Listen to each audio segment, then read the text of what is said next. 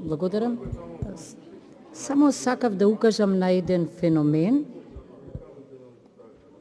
што не го идентификувам само во поглед на овој закон, туку воопшто во поглед на целата легислатива.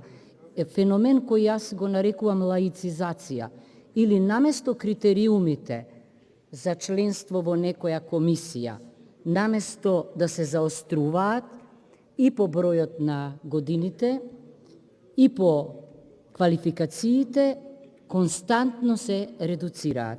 Тоа го забележувам и во Законот за животна средина, имено бидејќи стручниот испит е многу важен, бидејќи треба да се положи стручен испит за постапување со средствата за ладење и сите производи кои содржат средства за ладење, одеднаш ги снемува професорите.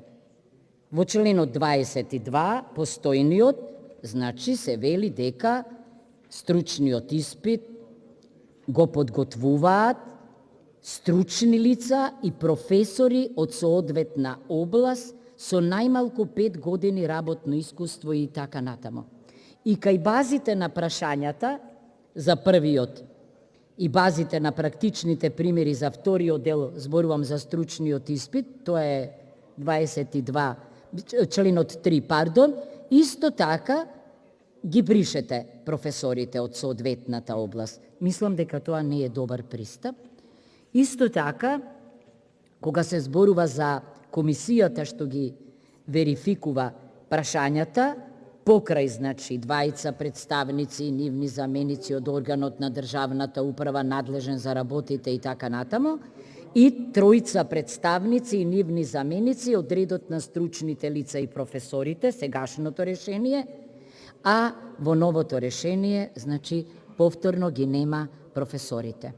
Исто така, на стручните лица кои остануваат во комисијата, наместо, значи, 10 години работно искуство во оваа важна област, во новиот предлог се доволни 5 години. Да заклучам. На патот кон ЕУ, ако сакаме да бидеме компатибилни и компарабилни, ние мораме да ги заоструваме критериумите од образованието преку правосудството до здравствената заштита. Не смееме да ги намалуваме. Зошто? Бидејќи намалувањето отвара поширок простор за политизација и партизација на места и статуси каде што само стручноста и компетентноста треба да се основниот критериум. Благодарам.